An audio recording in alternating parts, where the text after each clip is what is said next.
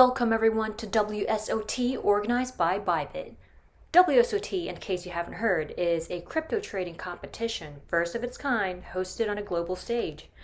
Now the event is split into two categories. You've got teams, and you've got the Lone Rangers, the solos. In the weeks leading up to the competition, trading groups have been going around rallying the greatest minds they can assemble. We're talking about 135 teams for the BTC Troop Showdown. That's more than 10,000 troops. But only 10 teams really will claim a share of the prize pool, 100 BTC.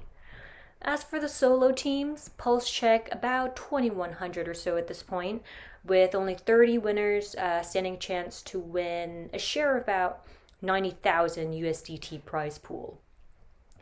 Now we're in for a treat today to have with us one of the leading champions of this competition. His name is McDonald. Great guy, high-level poker player, super humble, but also super serious when it comes to being competitive. I mean, have you seen this guy's poker face? I mean, it's all about winning, to each his own, right? Today you're going to see a whole new side of him like you've never seen before. You're leading one of the leading teams, I heard, right? All in a bid to, I don't know, take on the world, crypto Avengers, stuff like that. Yeah, I wish you did this interview a day or two ago. We spent a good bit of time in first. Now we're kind of back more in the pack or whatnot, but we're still in contention, I suppose. But it was nice kind of seeing ourselves as the leader for a little bit. But we've had a rough day. A few too many people long, and this sort of $300-400 drop off has been expensive for the team. What changed in the last 24 hours? Yeah, Bitcoin's price has an 11 handle instead of a 12 handle. I guess that's our team has been, I think, one of the teams that has the most people long and the fewest people short. So whenever Bitcoin's price goes up, we go up the standings, and whenever Bitcoin's price goes down, we go down the standings. Is pretty much our team philosophy. Is that your biggest strategy? Any secret plans? Any comeback strategies? Well, so for me, there's not much of a comeback strategy because I think my account balance is 4 or 5 satoshis. So I think I'm on the sideline, just being a cheerleader for the rest of the team. Like you see some of these other teams, and I see the one team that just passed us. Their team captain has 800% ROI or something. You would expect, like, a lot of people are really leading their team to victory. For me, I'm like, all right, I'm the face for the team, but you guys are the brains of the operation. You guys take the reins and hopefully bring us home to victory. I still think we can hopefully finish on the podium, but yeah, when we were in first by a good bit. So the last day has been rough. There's one trader who's absolutely crushing. No one else has over 900% ROI, and he has 2,800% ROI. So our whole team, our whole team has been trying to ward him off, basically. How did that even happen? He's single-handedly beating. If he was literally only himself on the team, he'd be beating every other team. The rest of his team isn't even doing that well. And so we were it was the 10 of us fighting against one of him. Most of our guys were long, he was short, and all our guys got wrecked while, he brought his ROI, when he had 1,800%, 2,000%, it felt like we could, fight him off. We've been in our group chat, we've been putting pictures of Gulliver's Travels, the big guy being held down by strings by all the little guys. That's us fighting against Junkie 84. And eventually, the big guy got through, and now he's winning, and we're all just kind of, we're all just belly up. So it's been it's been a battle. You see Junkie 84 as your biggest competition? I mean, yeah, Is he the pinnacle? Junkie 84, I think Bybit, Bybit had some, they had some competition a fill in the blanks on Twitter. And they said, if I had a time machine, I would blank. And, my response to that was, if I had a time machine, I would still not be able to predict markets as well as Junkie 84. So he's amazing. He's amazing. So we're in, he's a time traveler, psychic, whatever it is. He's become a bit of a folk hero in our team chat. Wow. Well, we're rooting for you, mate. We're rooting for you. Thanks. We need all the help. We need all the help we can get. Do you have like one of your standout, who's the best in your team that can like carry the weight? I would say one of the notable ones. He's only 7th on the team right now. Is this guy Backflip? He's only 112% ROI, but he was in 2nd place overall for a while. He had 700 or 800% at one point. So he would be kind of one of our more notable traders. We've had at various times. I don't think we've had anyone in 1st place in the competition.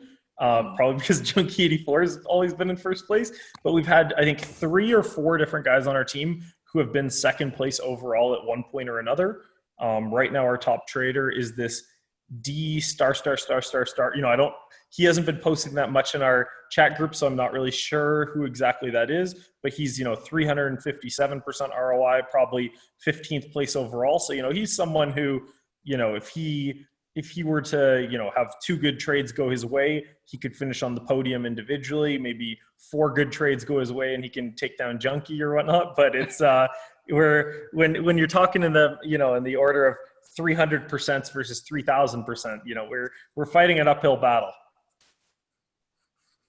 Mike, I'm curious, how did you get these people on your team?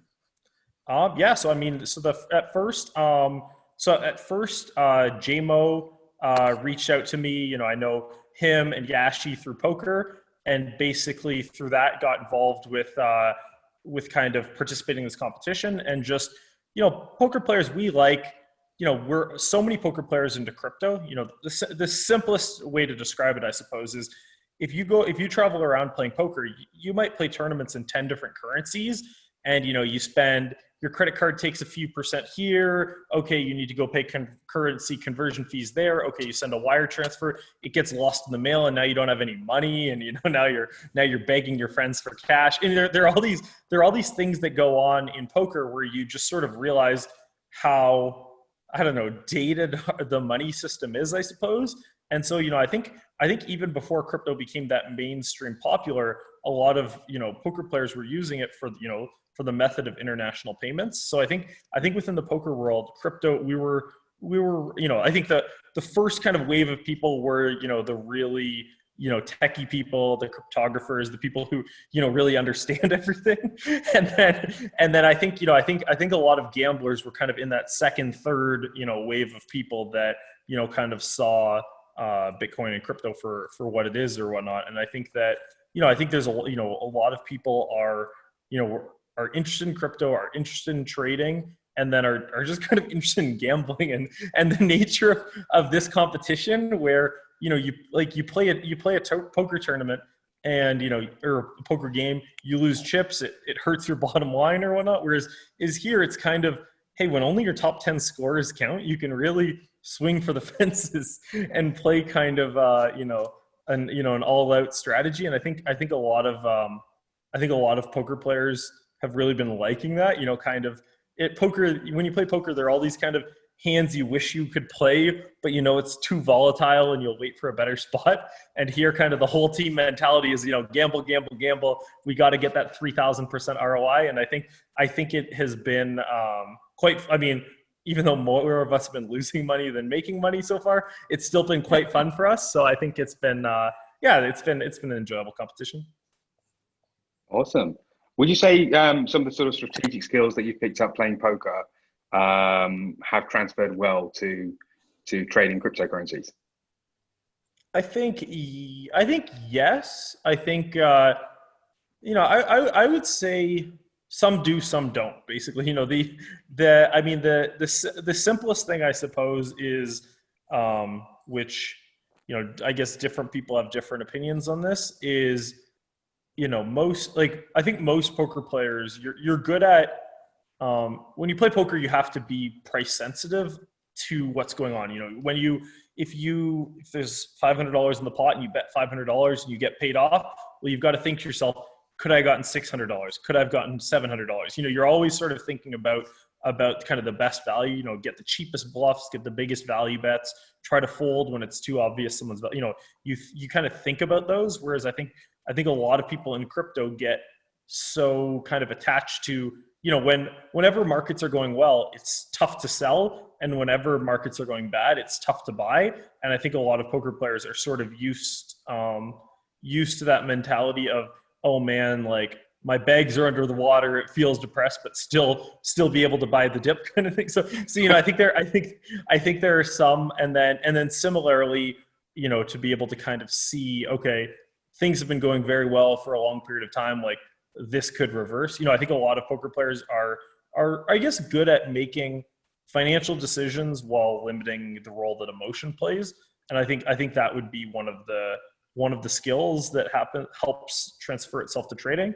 That's not to say that we're all, godly traders or anything like that, but I think those would be some of the things that kind of one of the big skills you learn playing poker that a lot of people struggle with. How did you start getting into, I don't know, first like poker and I guess like how did you come across crypto? So I'll kind of go I'll kind of go through two different through the two parts of that story, I suppose. So how I came across poker was, I've always played a lot of games. My parents both played bridge competitively. As a kid, I played chess competitively. So, from a big games playing family. And then sort of when I was, 14, 15, an older friend who was my chess coach at the time was learning the basics of poker, and pretty much immediately was making better money playing poker than he ever could with chess. And then the one day we were just bored at chess lessons, and he asked me if I wanted to like learn some of the basics of poker. And I thought I had a bit of a knack for it. And also, was used to kind of studying a game, bought some books, and, it was one of those things like, start playing for pennies, make some money. Okay, buy some more books. Okay, more study tools, buy some databasing software. And it's just kind of like, would just sort of, was used to approaching a game seriously. And then, all of a sudden I was doing well enough. I didn't think I would need to go, get a job at McDonald's or whatnot. And then all of a sudden I was thinking, okay, maybe I could use this and pay off my school. And then all of a sudden I was thinking, okay, maybe I don't need to stick with school. I can do this, more seriously and whatnot. And so I think that, it was just kind of, I was never really thinking 3 steps ahead of me. I was just thinking, what do I have to do now? And then, just kind of stuck with it. And then with crypto, I think, so I had, online poker got banned in America in 2011.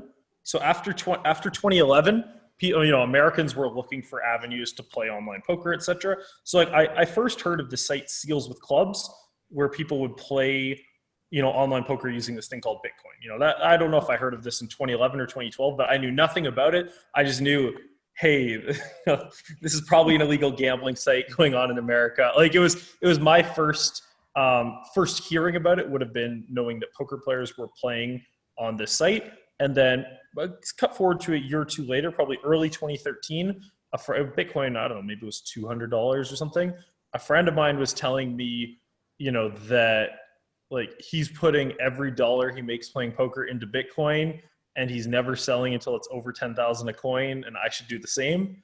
And I feel like that guy had made a lot of bad financial decisions in his life, and I ignored him. And now it was my turn to make a bad financial decision. But that was the first time someone talked me through how Bitcoin works, talks through how to buy it, etc. That was, early to mid 2013 was the first time it was really on my radar beyond just kind of a buzzword I had heard or whatnot. And then I think I made my first Bitcoin buy around the top, kind of late 2013, early 2014. I left those coins on an old exchange, Cryptsy, which exit scammed and stole all my coins. And then I was away from Bitcoin until late 2016, when I felt, more people were talking about it. More of my friends were asking me if I, have any Bitcoin. And rather than having the sob story of having my coins stolen or whatnot, I kind of got back into Bitcoin kind of late 2016. And then, just kind of have grown pretty obsessed with it the last 4 years. At the peak in 2017. Yeah, like a little bit over a year, like a little over a year earlier, like probably, I think it was about, like for my, after the coins were stolen, I think my next buy would have been at 900 a coin or whatnot. And then it was, I would, from talking to friends, it's a little bit interesting how much the trajectory of Bitcoin affects, your attitudes or how jaded you are or whatever it happens to be. Where as an example, one of my friends, he bought his first Bitcoin at 900. Then he bought some Bitcoin at 700. Then he bought some at 600. Then he bought some at 500. And then by the time, it was at, 300, he had just totally capitulated and was just like, he wasn't selling, but he wasn't buying. He wasn't excited about Bitcoin. Bitcoin it got to 200. I think it wicked to 150 or 180 or something. And he was just kind of viewed it as like crappy or whatnot. Then on the way up, then it goes to 500 to 800 to 1,000. And he still remembers the depression he felt seeing it go from 900 down to 150. So for him, he was someone who wasn't that excited about Bitcoin. Whereas if you take me getting in, 2 years after that, I bought 900, then I bought 1,200, then I bought 1,600, then I bought 2,000, then I bought 2,800. And it's just like, for me, my average price was much higher than his, but for me, all the emotions were positive. And for him, even though his ROI was much better, the emotions were all negative kind of thing. So it's kind of a nice, like, it's, knock on wood, but for people who've gotten into the crypto space kind of March or April of this year or later, it's sort of a spot where, maybe you bought Bitcoin for 4,000, then you bought it for 5,500, then you bought it for 7,000, then you bought it for 8,000, then you bought it for 9,500. If this trajectory continues, people can end up, rather than being that jaded person who bought 20,000, then 12,000, then 8,000, then 6,000, then 4, then 5, or then 5, then 4, then 3. Even if that person got a lower average price, the person who buys 5,000, then 10, then 20, then 40, it's just like if each of your buys have been progressively higher, but they've all been profitable, you feel good about doing so. So I guess it's, that kind of, I guess it's just everybody's sort of, store, like, when you got in plays a pretty large role in the degree of conviction you have. And I guess that's kind of, that's kind of goes against my theory of being unemotional things, but it's hard not to be a little bit emotional with something like crypto, I guess. So yeah, I guess that would kind of relate to that. Where do you think Bitcoin's gonna go? I mean, and 2020, let's just say that. So I'm a little bit like sick in the head where like I'm always rooting for Bitcoin to go down. Like, it's just like I have so much faith that Bitcoin will do well long term that it's just like whatever the price is now just feels so temporary. And it's just like, I just feel like, hey, if I'm making money, the cheaper that Bitcoin's price is, the more ability I have to acquire more Bitcoin kind of thing. So I'm pretty don't get me wrong, I'll be happy if it goes to a high price kind of thing. I do want it to eventually reach a high price, but I'm definitely, as far as how things are going, I'm hoping they start raising interest rates. I'm hoping gold drops off. I'm hoping, SPY drops off. I'm hoping Bitcoin tanks down with it. Like, I'm hoping for bad things to happen, which is, maybe not how a lot of people would approach things, but I have sufficient amounts of faith in it long term that, in the kind of immediate term, I'm hoping it doesn't get to a high price too soon. All right, Mike, it's been a pleasure. Thank you so much for joining us today. I really enjoyed talking to you. I'm sure this won't be our last, so looking forward to our next chat. Yeah, it was nice. It was nice meeting you both, and have a good one.